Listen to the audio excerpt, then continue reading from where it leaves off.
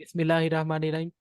Code based stats में मैं आप सब लोगों को खुशामदीद कहता हूँ। आज के इस लेक्चर में हम लोग डाटा स्ट्रक्चर्स इन आर के बारे में सीखेंगे।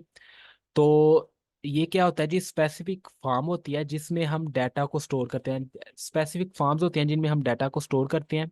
वो स्पेसिफिक फॉर्म्स कौन कौन सी हो सकती हैं? Vector, matrix, arrays, data frame, list और फैक्टर। ये जो फैक्टर है ना, बेसिकली ये डाटा स्ट्रक्चर्स में भी यूज होता है और डाटा टाइप्स में भी इसको यूज किया जाता है फैक्टर को। ठीक है, तो बारी बारी हम लोग इन सब को देख लेते हैं।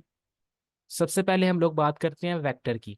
वेक्टर जो है वो वन डायमेंशनल होता है पहली चीज, और दूसरी चीज इसके अंदर जो डाटा टाइप होती है ना, वो सेम ही होती है। अब डाटा टाइप्स के ऊपर मैं एक अलग से वीडियो भी बनाऊंगा ताकि आप लोगों को अच्छे से इसकी समझ आ जाए।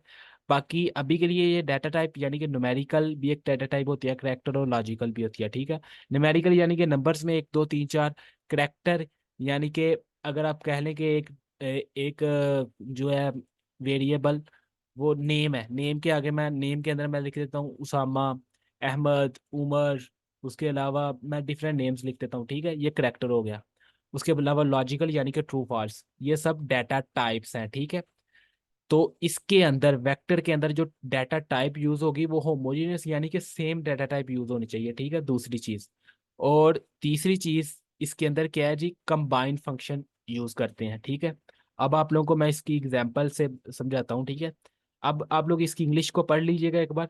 खैर, वेक्टर यानी कि सबसे पहली चीज ये कि ये सिंगल डायमेंशनल होते हैं। दूसरी चीज ये कि डाटा टाइप की बात, इसके अंदर मैंने कहा था डाटा टाइप सेम होनी चाहिए। देखें, अब ये न्यूमेरिक डाटा टाइप है 1 2 3 4 5। अब इसके अंदर एप्पल स्टिंग के अंदर नहीं लिखा हुआ। ठीक है, ना ही लिखा जा सकता है क्योंकि मैंने क्या कहा है जी, इसकी डाटा टाइप सेम होनी चाहिए। ठीक है, 1 2 3 4 5 6 7 8 9 10, खैर।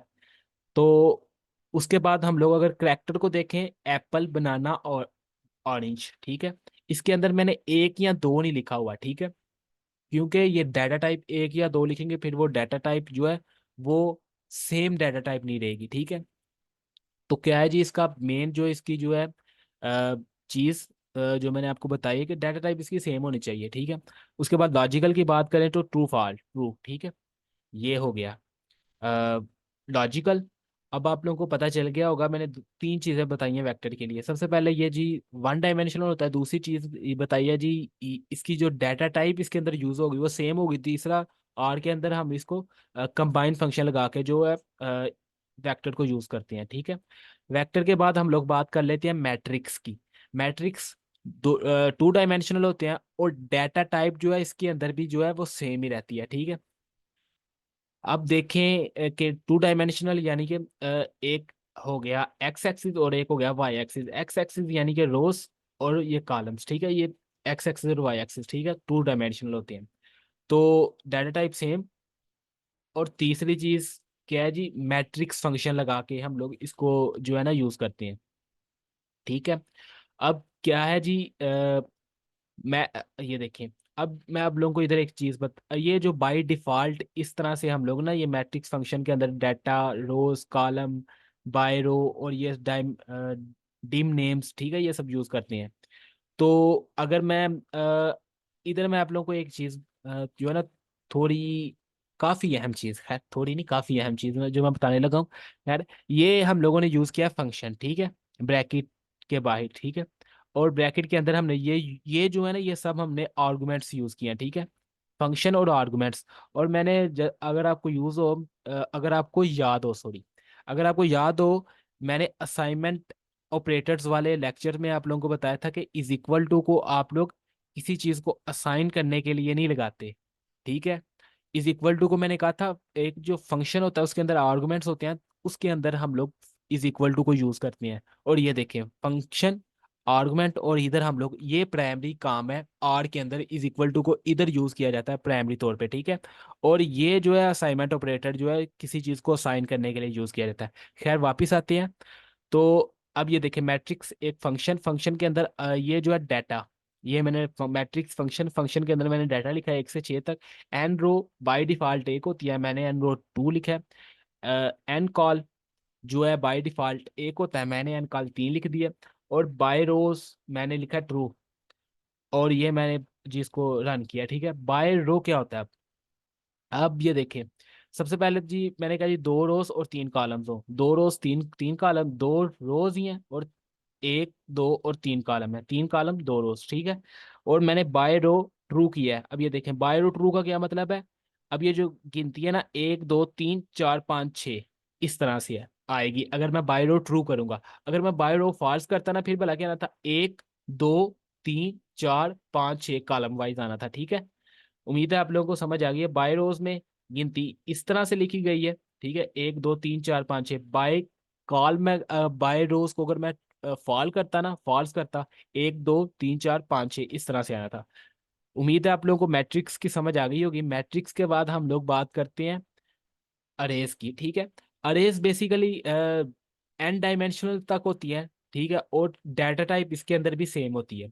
अब ये देखें एक डायमेंशन ये है, अब ये देखें ये 2 डायमेंशन, ये एक और ये दो दूसरी डायमेंशन, अब ये 3 और ये चौथी डायमेंशन, 5 और ये छठी डायमेंशन, ठीक है। अ, अब अगर हम लोग इसकी एग्जांपल को देखें तो ये आप लोग पढ़ लीजिएगा, ठीक है। अ, इसके अंदर हम लोग क्या यूज, कौन सा फंक्शन यूज करते हैं, इसके अंदर हम लोग फंक्शन यूज करते हैं अरे का, ठीक है। ये देखिए मैंने अरे लिखा, अब ये इसका बाय डिफॉल्ट जो लिखा जाता है अरे, अरे के अंदर डाटा लिखते हैं, मैंने अरे लिखा, उसके अंदर मैंने डाटा लिखा, डिम लिखा, डिम का क्या काम है, डिम के अंदर इज इक्वल टू C 2 3 4 मैंने लिखा हुआ है। अब ये क्या है जी, 2 number of rose, 3 number of columns और 4 डायमेंशंस, ठीक है। 1 रो 2 रोज, दो मैंने रोज का है ना, 1 रोज 2 रोज, 1 रोज 2 रोज, 1 रोज 2 रोज, ठीक है। 2 रोज, उसके अंदर ये 3 कॉलम्स, 1 2 3 कॉलम, 1 2 3, 1 2 3, 1 2 3, 3 कॉलम ये, ठीक है। और अगर डायमेंशन की बात की जाए, 1 2 3 4, 4 डायमेंशन है, ठीक है। अब ये डिम नेम्स क्या काम करता है, डिम नेम्स के थ्रू ना आप लोग इस आर्गुमेंट के थ्रू आप लोग अगर इधर 1 2 3 लिखा हुआ है ना, आप लोग कॉल 1 कॉल 2 कॉल 3 लिख सकते हैं, ठीक है। मतलब ये नेम असाइन करने के लिए यूज होता है, ठीक है।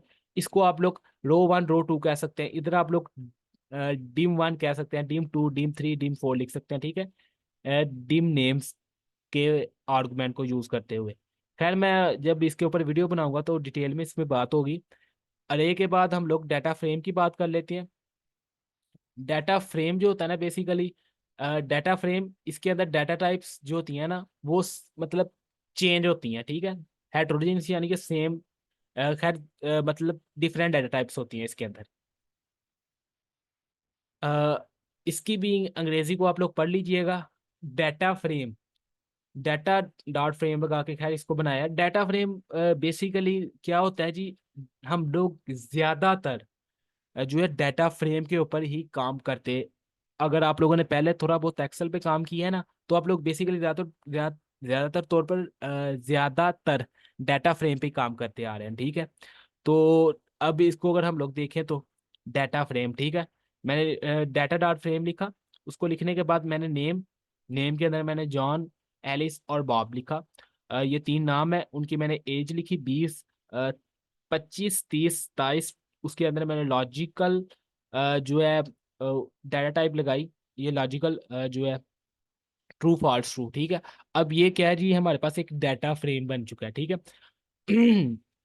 आप लोगों ने एक्सेल के ऊपर डाटा फ्रेम्स आम देखे होंगे, ठीक है, नेम एज हाइट और ये सब कुछ, ठीक है। अब ये देखें इसकी डाटा टाइप जो है, इसकी जो डाटा टाइप है वो है करेक्टर। अब ये डबल लिखा हुआ है, खैर आप लोगों को मैंने न्यूमेरिक बताया, डबल में आगे चल के क्या चीज़ है ये मैं आप लोगों को जब डाटा टाइप पे स्पेसिफिक वीडियो बनाऊंगा तो आप लोगों को बता दूंगा। लॉजिकल ट्रू फॉल्स ट्रू, ठीक है। अब आप लोगों को डाटा फ्रेम का भी पता चल गया होगा। तो मतलब इसके अंदर डिफरेंट डाटा टाइप्स होती हैं, ठीक है। पहले वालों के अंदर मैंने क्या कहा था, वो तीनों के अंदर क्या था जी, data type same, data type same, data data type same, इसके अंदर डिफरेंट डाटा टाइप।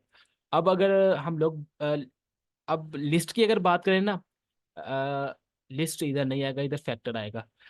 अच्छा फैक्टर जो है ना, मैंने कहा जी ये डाटा फ्रेम और डाटा, सॉरी डाटा टाइप और डाटा स्ट्रक्चर्स दोनों के लिए ये यूज होता है, ठीक है। अब इसको मैं ये 3 अल्फाज में मैं इसको कवर करूंगा, और ये 3 अल्फाज बहुत ही जरूरी हैं, बहुत ही अहम है फैक्टर को समझने के लिए। इसमें क्या होता है जी, यूनिक कैटेगोरिकल वैल्यूज, ठीक है, जो है आर के अंदर। अब इस चीज को अगर आप देखें, मैं इस चीज को ना अब मैं समझाता हूँ आप लोगों को पेन के थ्रू, ताकि आप लोगों को इसकी अच्छे से समझ आए। अब ये देखें, मैं लिखता हूँ फॉर एग्जाम्पल, जो मैंने इधर इधर मैंने जो लिखा हुआ है, तो मैं लिखता हूँ जेंडर। जेंडर के अंदर मैं लिखता हूँ मेल। अब आप लोग मेल, उसके अंदर मैं लिखता हूँ फीमेल। ठीक है, समझ लें कि ये कॉलम है। ठीक है, जो आप लोग अक्सर आप लोगों ने डाटा सेट के अंदर एक कॉलम देखा होगा, ये कॉलम ही है। ठीक है, फिर अगला बंदा, उस अगली बीबी आ गई, सॉरी गर्ल, फीमेल। उसके अंदर फिर मैं लिखता हूँ अगला आगे फिर मेल था। खैर इस तरह से ये चलता जाता है, चलता जाता है। तो अब आप लोग देखें कि ये जो है, इसके अंदर ये ये दो यूनिक ही है ना पूरा। अब आप देख लें कि ये जो रोज हैं ये 200 तक जा रही हैं। फॉर एग्जाम्पल ये रोज 200 तक जा रही हैं। ठीक है, अब क्या है जी, male female female male female female female. अब आप लोग एक यूनिक फंक्शन लगाएंगे ना, यूनिक फंक्शन आप लोग बस इसके ऊपर बस क्या कहते हैं, आर और पाइथन, इनके ऊपर बस यूनिक फंक्शन लगाते ही आप लोगों को पता चलता है कि इसके अंदर यूनिक कितनी वैल्यूज है। इसके अंदर यूनिक कितनी वैल्यूज है, मेल और फीमेल। तो यूनिक फंक्शंस, यूनिक वैल्यूज के लिए जो है ना, ये फैक्टर यूनिक वैल्यूज हो उनके लिए आप लोग यूज करते हैं। ठीक है, और दूसरी चीज क्या है जी, आप लोग अगर आपका डाटा जो है ना ऑर्डर में है, या ऑर्डर यानी कि आप लोग डिकेट स्केल जो होते हैं, agree strongly agree, neutral disagree strongly disagree, ठीक है, ये भी फैक्टर के अंदर ही आते हैं। ठीक है, और जो अनऑर्डर्ड होता है डाटा, ठीक है, वो भी इसके अंदर ही आता है। ठीक है, कैटेगोरिकल।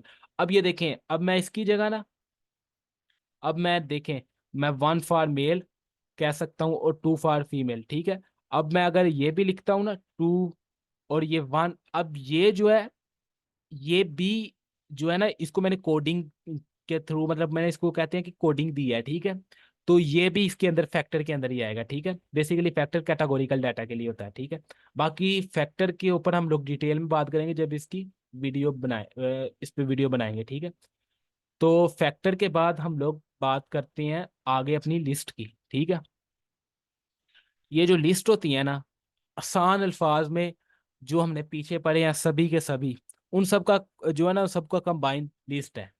आप सबको एक साथ लिस्ट में लिख सकते हैं। ठीक है, आसान अल्फाज में पीछे जितने भी पढ़े हम लोग, उन सबको एक साथ हम लोग लिस्ट में लिख सकते हैं। ठीक है, जितनी भी डाटा टाइप्स पढ़ी हैं।